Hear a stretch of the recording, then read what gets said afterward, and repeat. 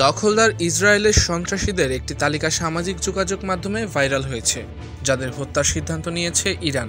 এই তালিকায় নাম আছে ইসরায়েলি প্রধানমন্ত্রী বেঞ্জামিন নেতানিয়াহু সহ ৩ বাহিনীর প্রধানের।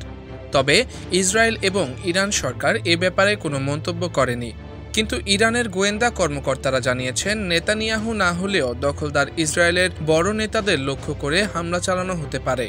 কয়েকদিন আগে একটি খবর বের হয়, ইরানের প্রধান ধর্মীয় নেতা আয়াতুল্লাহ আলী খামেনিকে হত্যার ছক কষছে দখলদার ইসরায়েল।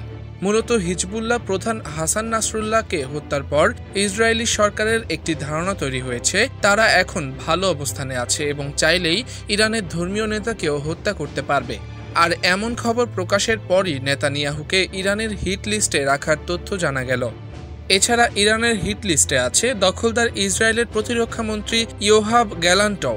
গত বছরের অক্টোবরে হামাস ইসরায়েলের অবৈধ বসতিতে হামলা চালানোর পর ইসরায়েলি প্রতিরক্ষামন্ত্রী গাজায় পূর্ণ অবরোধ আরোপ করে লক্ষ লক্ষ গাজাবাসীকে অনাহারে ফেলেন এবং তাদের পশু হিসেবেও অভিহিত করেন। হামাসের সাবেক প্রধানমন্ত্রী ইসমাইল হানিয়া, হিজবুল্লাহর প্রধান নেতা হাসান নাসরুল্লাহ এবং ইসলামিক বিপ্লবী গার্ডের এক কমান্ডারকে হত্যার জবাব দিতে মঙ্গলবার রাতে ইসরায়েলে একসঙ্গে প্রায় ২০০ মিসাইল ছোড়ে ইরান। এই মিসাইল হামলার পর ইরান ইসরায়েল উত্তেজনা নতুন মাত্রায় পৌঁছেছে। দখলদার ইসরায়েল ঘোষণা দিয়েছে, ইরানের মিসাইল হামলার জবাবে তারাও যে কোনো সময় পাল্টা হামলা চালাবে।